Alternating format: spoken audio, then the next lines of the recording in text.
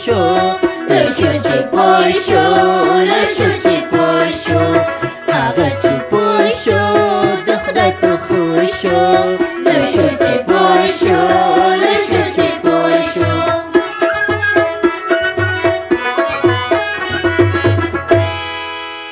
له نورو ښوونځیو څخه د زده کوونکو لیدنه د زده کړې په برخه کې له زده کوونکو سره زیاته مرسته کوي.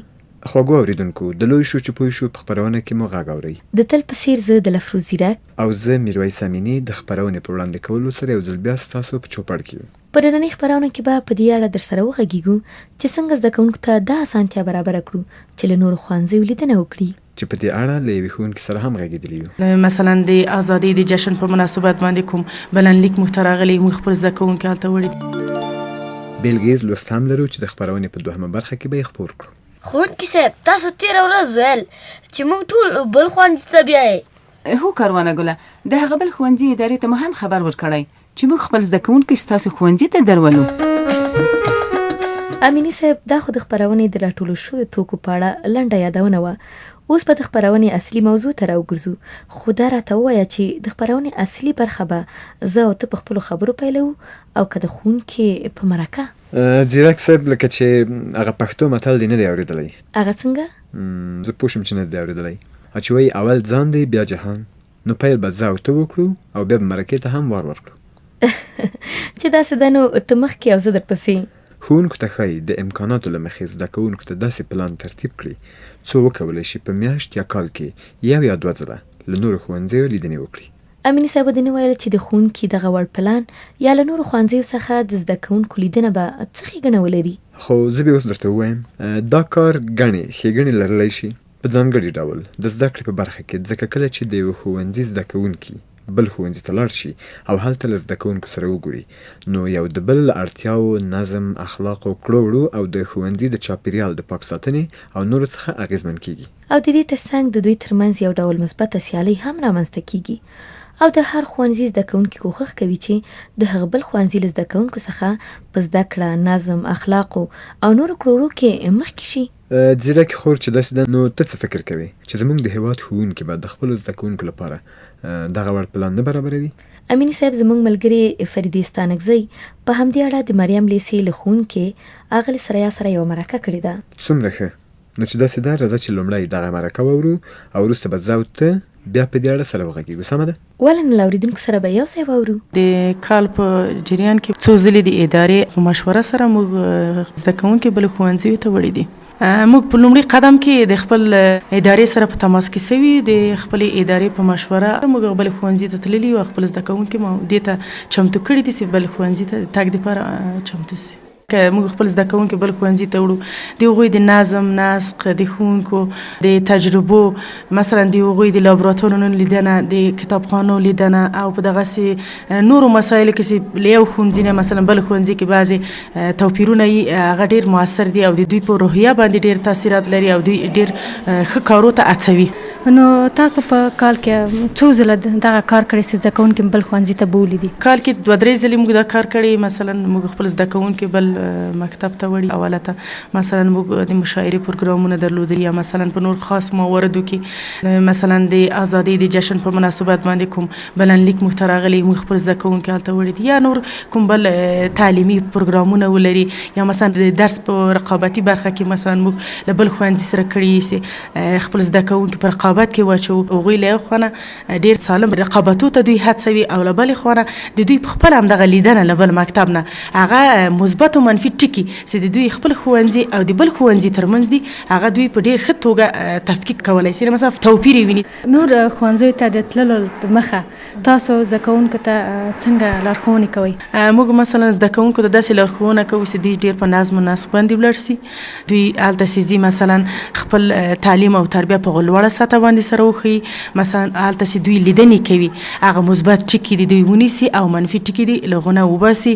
او بل داسې مثلا دوی ته موږ دا لارښوونې کوو چې تاسې مثلا د هغوی ښوونځي د آمره صاحبه، مثلا د سرمعلم صاحبانو، د ښوونکو ډېر ښه احترام وکړي او د هغوی درناوی وکړي.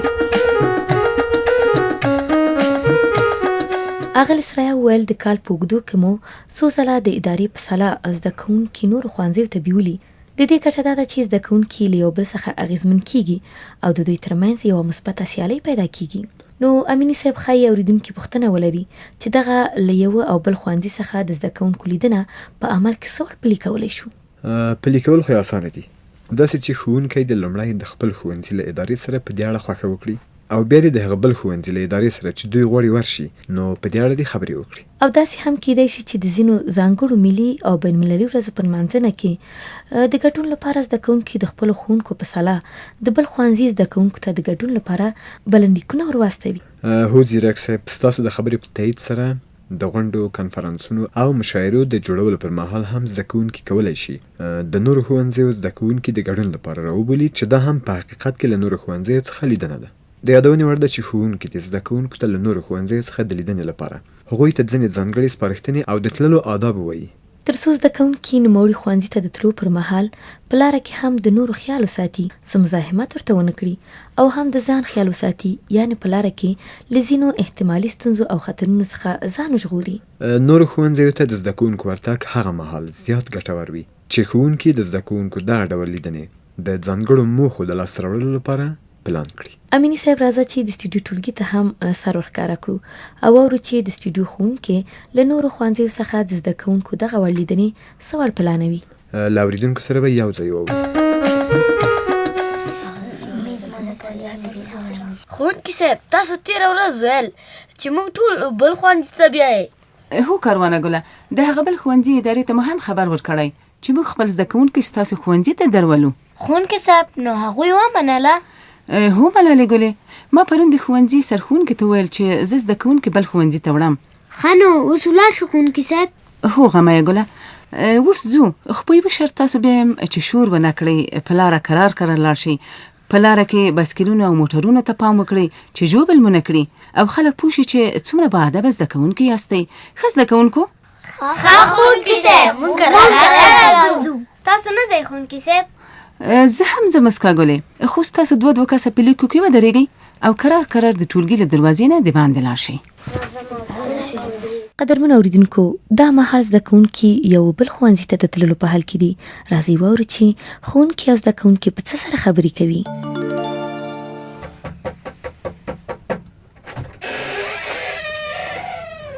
سلام علیکم. وعلیکم سلام، په خیر راغلی. موږ د برکلي له ښوونځي نه راغلي یو. ښه ښوونکي صاحب، سرښوونکی صاحب مو پکار ده؟ هو، خو دغه زده کوونکي هم د ښوونځي د انګړ یوې خوا ته ودروه او زه ځم د سرښوونکي صاحب سره خبرې کوم. سمه ده ښوونکي صاحب، راځئ. زده کوونکو، تاسو د ښوونځي همدغه ځای کې ودرېږئ تر څو زه د سرښوونکي نه اجازه واخلم چې کوم ټولګي ته لاړ شو. سمه ده زده کوونکو؟ سمه ده ښوونکي صاحب. راځئ زده کوونکو، د مخامخ ټولګي ته به ورشو. سمه ده ښوونکي صاحب. ولاړ شئ. کښېنئ زده کوونکو. ښوونکي صاحب څنګه یاستئ؟ مننه، زه ښه یم. موږ د برکلي له ښوونځي نه راغلي یو او زده کوونکي مې هم راوستلي دي څو ستاسو ښوونځی له نږدې نه وګوري او ستاسو زده کوونکو سره هم بلد شي. ډېر ښه، موږ به بله ورځ ستاسو ښوونځي ته درشو. ولې نه، هر وخت خو راشئ. د دوی کوم درسي ساعت دی؟ ښوونکی صاحب، اوس د دوی د حساب ساعت دی.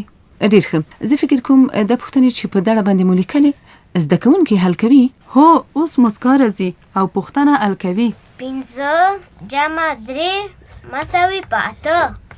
ډېر ښه مسکا ګلې، زه خپل ځای کې کښېنه، خو بله پوښتنه به څوک حل کړي؟ زه ښه ګرانه، ته راشه. 6 جمع 5 مساوي 11. ډېر ښه، سم دی حل کړه. خو اوس موږ ته اجازه ده چې لاړ شو. ستاسو نه ډېره مننه ښوونکي صاحب، له لیدو نه مو ډېره خوښه شوم. له تاسو او ستاسو د زده کوونکو هم ډېره مننه چې راغللې، زموږ احوال هم واخیست. مننه استادې، ستاسو له زده کوونکو نه خدای دې وکړي چې موږ سره په عذاب سوي نه اوسئ. اوس خدای په امان. هر کله راشئ، ولې مو په عذابېږو؟ په مخه مو ښه. ګرانو زده کوونکو، ومو لیدل چې دوی څومره منظم ناست وو؟ ښوونکي صاحب، د ښوونځي انګړ یې هم پاک و. هو لښتې، د زده کوونکو مخ، خلاص او جامې څومره پاکې وې. ښوونکي صاحب موږ سره ډېره ښه رویه وکړه او رښتیا څومره تکړه زده کوونکي وو. ښوونکي به لا پوښتنه نه وه کړې، هر یو به ویل زه حلوم. هو زده کوونکو، تاسو ولیدل چې زموږ خبرې څومره په ادب او غور اورېدلې؟ زما د ښوونځي ګلان او چاپېریال خوښ شو. زده کوونکو تاسو هم کوښښ وکړئ چې د ښوونځي انګړ مو پاک وساتئ او ګلان پکې وکرئ. سمه ده؟ سمه ده ښوونکي صاحب. خوس نو راځئ کرار کرار خپل ښوونځي ته لاړ شو. شور مه کوئ ښه؟ ښه ښوونکي صاحب. ښوونکو ته ښایي چې د سټوډیو د ټولګي د ښوونکي په څیر زده کوونکو ته دا زمینه برابره کړي څو له نورو ښوونځیو لیدنه وکړي. ځیرک خور په تلو تلو کې به د خپرونې غټ ټکي یو ځل بیا سره یاد کړو. سمه ده. ښوونکو ته ښایي زده کوونکو ته د ګټورې زده کړې لپاره له نورو ښوونځیو څخه لیدنې پلان او ترتیب کړي.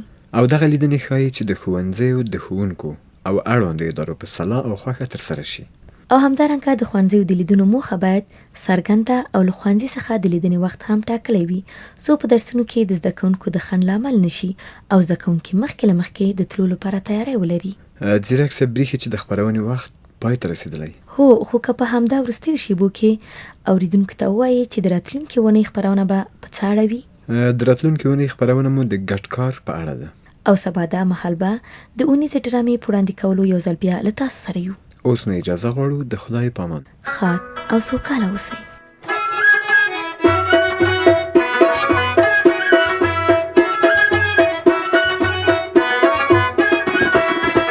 هغه چې پوه شو د خدای په خوی شو، له شو چې پوه شو، له شو چې پوه شو، هغه چې